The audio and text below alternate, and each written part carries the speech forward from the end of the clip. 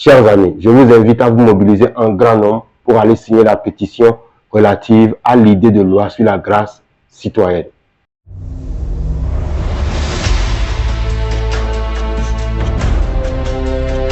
Élan citoyen. Chers amis, bonjour. Ça fait un bout de temps que vous avez eu de mes nouvelles.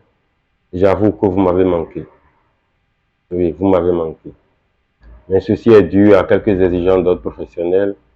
En plus, j'ai décidé de m'investir davantage dans la recherche de solutions innovantes face aux problématiques de gouvernance dans notre pays. Et c'est d'ailleurs à ce sujet que je viens entretenir avec vous aujourd'hui. Mais avant d'aborder l'objet de ma démarche d'aujourd'hui, je voudrais exprimer ma proximité à l'endroit des forces de défense et de sécurité de notre pays.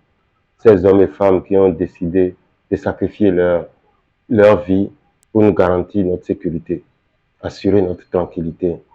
Voilà, je voudrais leur exprimer ma proximité et avoir une pensée pieuse pour ces soldats qui sont tombés suite à l'attaque djihadiste dans le nord du pays. Je suis très meurtri par une telle situation et je souhaite vraiment que la solidarité citoyenne nous permette de venir à bout de ce fléau-là qui constipe sérieusement les efforts de développement consentis douloureusement par le peuple, hein, que vraiment que cette solidarité citoyenne nous permet de venir vraiment à bout du fléau qu'est le terrorisme. Alors, le podcast d'aujourd'hui, c'est un break que je fais. Un break parce que j'avais décidé de garder un peu le silence pour me pencher sur des problématiques de gouvernance. Mais là, je viens vous aborder sur une situation qui prévaut dans notre pays.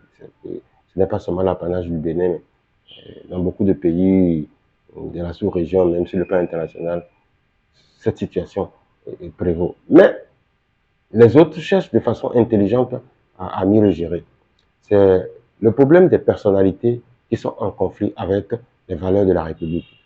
Ceux-là qui sont reconnus coupables d'un quelconque délit, qui sont jugés. Vous voyez, ici au Bénin, quand ils sont jugés, ceux qui n'arrivent pas à s'enfuir loin du pays sont emprisonnés et ils sont là, plantés dans les 4 murs d'une prison. Et les compétences qu'ils portent, ces compétences ne sont même pas mises à contribution pour le développement de ce pays. Vous voyez, les pays développés continuent toujours de chasser des compétences. Ils en ont, hein, ils ont beaucoup de compétences, mais ils continuent de chasser les compétences. Des pays sous-développés ou très peu développés comme les nôtres, comme le Bénin, qui a encore presque tout, qui a presque tout à refaire, peut-ils se permettre le luxe de gaspiller ses compétences là où les autres se battent pour les récupérer. Vous voyez, ceux qui s'enfuient, qui vont à l'extérieur du pays, c'est tellement qu'ils seront mis à contribution pour ceux qui recherchent de telles compétences. Ceux qui sont dans le pays qui n'arrivent pas à s'enfuir, qu'on emprisonne, ils sont là, cloîtrés dans les 4 murs de la prison et leurs compétences sont gaspillées. Alors, moi, mon problème, c'est ceci. Nous pouvons ne pas trouver une formule qui, bien que ces gens-là soient condamnés et qu'ils doivent exécuter leur peine, on trouve des alternatives pour leur permettre d'exécuter leur peine, mais de mettre leurs compétences à contribution pour le développement de notre pays. Je parle de ces acteurs politiques, de ces hauts fonctionnaires de l'État, de ces grands opérateurs économiques qui ont des compétences avérées et reconnues. Voyez-vous, quelqu'un comme Joël Aïvo, qui est un expert constitutionnaliste, qui est reconnu au-delà de nos frontières comme une intelligence en matière de droit constitutionnel, qui depuis un certain temps est sous les verrous. Il a été certes condamné par la justice, mais quelqu'un comme Joël Aïvo qui a une compétence avérée, moi je pense qu'on peut trouver des alternatives pour lui permettre d'accomplir sa peine en étant utile à la communauté. Vous voyez, au lieu qu'il soit là enfermé dans les 4 murs d'une prison et avec une compétence qui est là et qui ne sert pratiquement à rien. Il y a encore bien d'autres. J'ai juste pris l'exemple de Joël Aïvo pour illustrer ce que je suis en train de dire. Alors, par rapport à cette situation, moi j'ai réfléchi et c'est là où j'ai eu l'idée de la loi sur la grâce citoyenne. Oui, la grâce citoyenne qui apporte une certaine liberté à ces personnalités-là de notre pays qui sont condamnées dans différentes affaires, Et donc, avec l'application de cette loi, ces personnalités seront libres de leur mouvement. Mais en contrepartie, ils devront apporter quelque chose pour le développement de la communauté. Vous voyez, je pense qu'une commission doit être mise en place pour juger de la pertinence de ceux qui demandent l'application de cette loi-là et voir les contours que cette loi doit prendre. Donc, c'est ça, moi j'ai fait une ébauche. Et les législateurs vont réfléchir en profondeur et voir comment reformuler cette loi pour que cette loi puisse être utile et apporter quelque chose de contributif pour le développement de notre pays. J'ai donc élaboré une pétition que j'ai publiée sur change.org, dont je mettrai le lien en commentaire, au premier commentaire.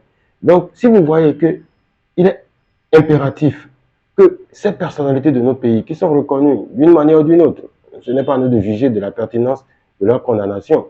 Nous, notre rôle, c'est de faire en sorte que, même s'ils sont condamnés, puisque s'ils sont condamnés, c'est parce qu'ils ont eu des faiblesses dans des domaines bien précis. Ces faiblesses-là n'empêchent pas leurs compétences de pouvoir se manifester et de pouvoir servir à quelque chose dans le pays. Faisons en sorte que les compétences qu'ils détiennent, qui sont des compétences avérées, reconnues, que ces compétences soient utilisées d'une manière ou d'une autre et qu'ils ne soient pas condamnés à vivre 10 ans ou 5 ans ou 20 ans dans les jours d'une prison ne servant absolument à rien. Donc c'est vraiment sur ça que je voudrais interpeller la conscience et la mobilisation de chacun d'entre nous afin que vous puissiez aller lire cette ébauche de l'idée de loi que j'ai émise et signer la pétition. Si vous êtes convaincu de l'opportunité, de la pertinence d'une pareille sollicitation, signez la pétition pour que nous ayons un nombre important de signatures afin de pouvoir utiliser cette pétition et le soumettre aux décideurs qui vont trouver donc l'importance et la pertinence d'une telle idée de projet de loi. Donc je vous invite, chers amis, chère communauté de Élan Citoyen, à aller sur le lien. Cliquez sur le lien, vous tomberez directement sur la pétition. Vous allez voir l'élaboration de toute la pétition. Et les propositions que j'ai faites, ce ne sont que des propositions. Cette proposition n'est pas exhaustive. C'est juste pour donner un contour à cette idée de projet de loi. Et donc, le législateur, les acteurs de droit vont se pencher donc sur cette idée de projet de loi, sur la grâce citoyenne, afin que nos personnalités qui sont reconnues, qui sont condamnées par la justice, puissent purger leur peine en étant au service de la communauté.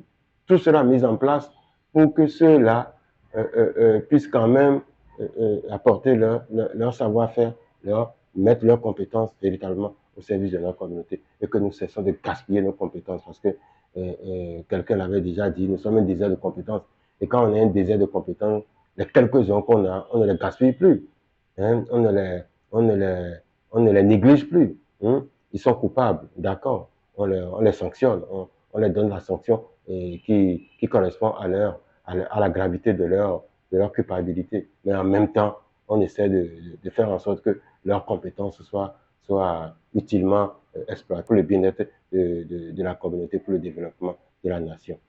C'est sur ça que je voudrais finir et vous inviter sincèrement à vous mobiliser pour aller signer cette pétition, la grâce citoyenne. Merci et à la prochaine fois.